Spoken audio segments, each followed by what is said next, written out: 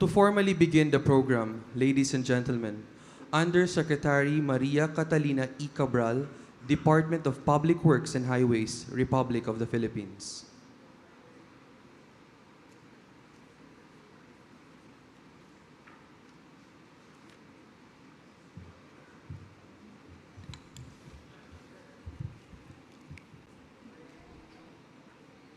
Ladies and gentlemen, good morning.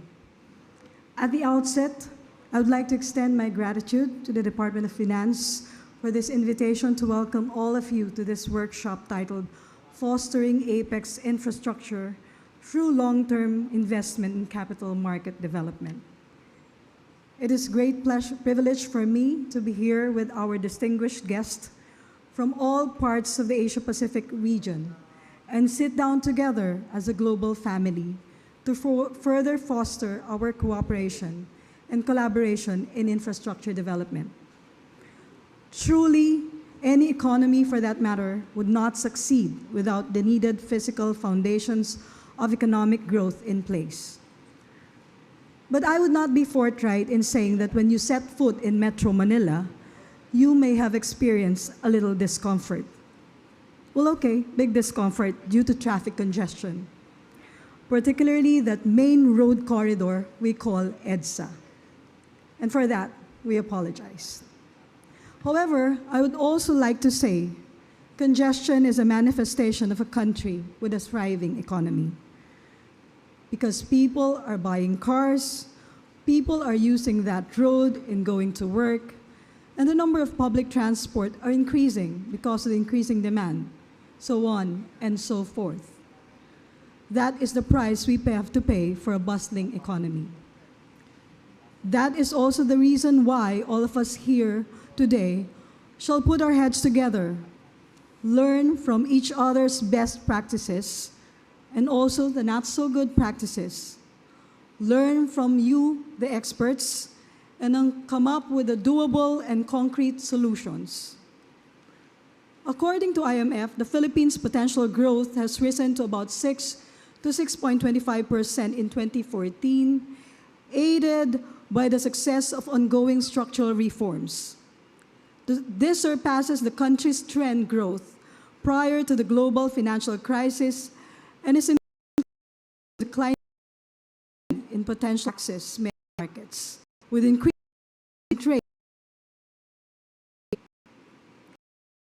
Here in the Philippines, our agency, the Department of Public Works and Highways, is doing double-time effort to address this very important concern. With remarkable figures at bay, I'm very pleased to, as Undersecretary for Planning and Public-Private Partnership of DPWH, to report to you that we are committed to stay on track with our targets to assure efficient service delivery. But we cannot stand and we cannot do this alone. We have to engage our partners in the private sector to come in and put in the much needed resources to finance the needs of the rapid urban as well as rural development. Last Friday, the front page of a national newspaper showed an investor handling a check in the amount of 5.46 billion pesos to DPWH Secretary Rogelio Singson and witnessed by President Benigno S. Aquino III, representing 20% first installment for the 27.2 billion pesos or $600 million premium payment for the construction of Cavite-Laguna Expressway project, which was won in a public bidding on May 25, 2015. We are now engaged in a fast-track mode to be able to increase available resource base and promote PPP investments. The government, in partnership with the private sectors and lending institutions, have completed 43.21 kilometers high-standard highway network in Metro Manila and surrounding areas, and is in the verge of either completing or undergoing construction of 201 kilometers more.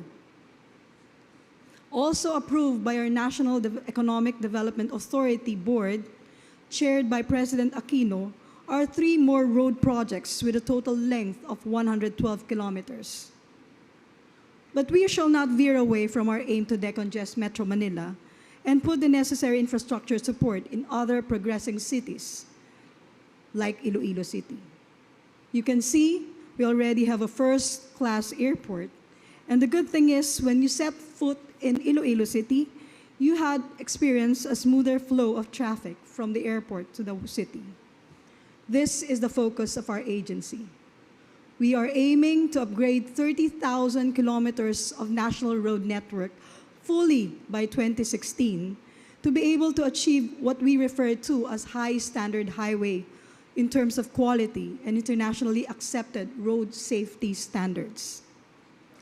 This year, my department, DPWH, received the second largest allocation and largest capital outlay budget, the highest year-on-year increase to $273.9 billion or $6 billion US dollars, an increase of 43% from 190.9 billion pesos or 4.24 billion US dollars we received last year.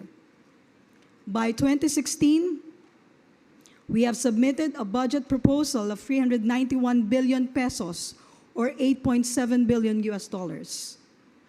The DPWH budget alone is second to the Education Department and is followed by the National Defense Department.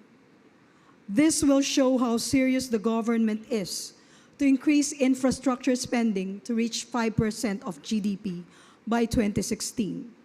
And this poses a very big challenge, not just to DPWH, but also to the construction industry.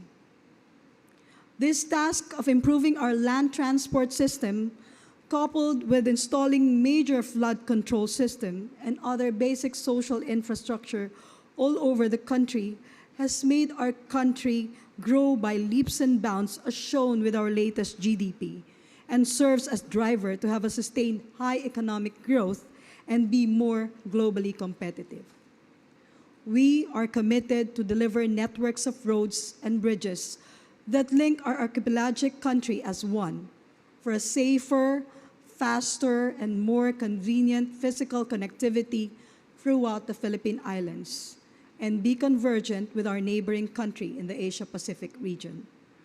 On this note, and starting from a high spirit, allow me to welcome all of you to this very important event. Let's move Asia-Pacific cooperation forward. Thank you. Good morning. Mabuhay. Thank you, Undersecretary Cabral. We will begin with session 1 in a few minutes.